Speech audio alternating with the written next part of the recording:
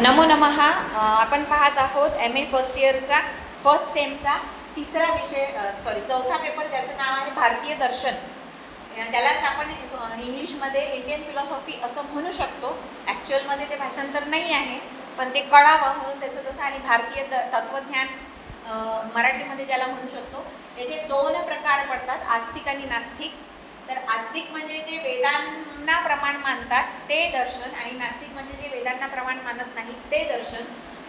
आस्तिकमध्ये न्याय दर्शन येतं, त्याचे प्रवर्तक गौतम ऋषी आहेत, वैशेषिकचे कनाद ऋषी आहेत, योग दर्शनाचे पतंजली ऋषी आहेत, आणि सांख्य जे आहे ते निरीश्वरवादी दर्शन जे आहे त्याचे कपिल मुनी आहेत, पूर्वमीमांसाचे प्रवर्तक जैमिनी आहेत, आणि उत्तर मीमांसाचे बादरायण व्यास महर्षी जे आहेत ते त्याचे प्रवर्तक आहेत। नास्तिक दर्शनामध्ये तीन दर्शनं येतात, चार्वाक दर्शन ज्याचे की प्रवर्तक बृहस्पती आहेत, जैन दर्शन ज्याचे प्रवर्तक महावीर आहेत, आणि बौद्ध दर्शन ज्याचे की प्रवर्तक बुद्ध आहेत।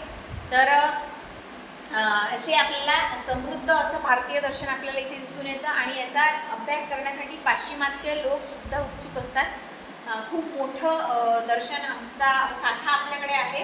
आणि दर्शनांचा विषय काय, तर प्रत्येक दर्शनाचं जे मूळ उद्देश आहे, आस्तिक दर्शनांच्या विषयी जर विचार केला आपण तर मोक्ष प्राप्ती करणे हे मानवी जन्माचं अंतिम ध्येय मानलेलं आहे।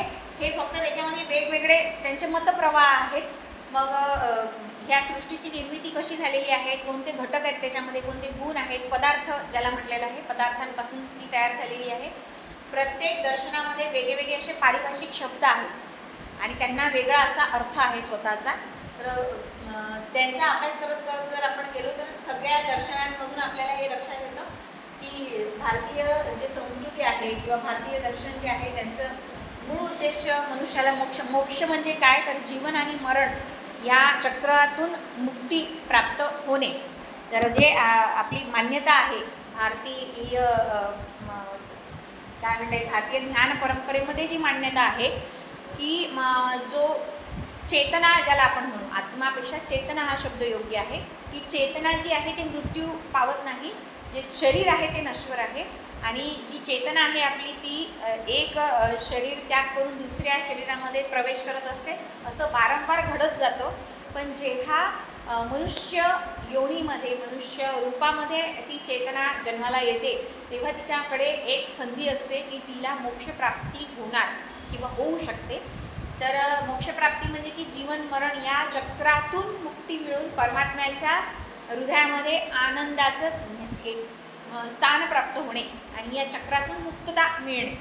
त्याकरता दुसऱ्या कुठल्याच योनीमध्ये प्रयत्न होऊ शकत नाही, कारण की तेवढी बौद्धिक क्षमता कुठल्याच जीवाकडे नाही आहे जी मनुष्याकडे आहे।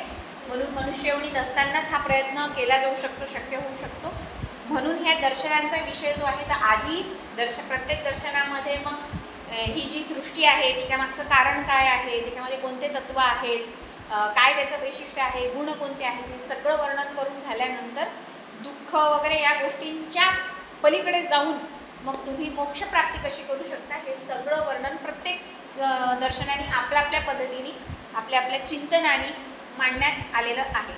त्यापैकी आपल्याला तर्कसंग्रह हा नावाचा ग्रंथ आहे।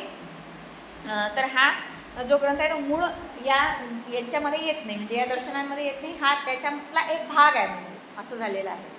ठीक आहे।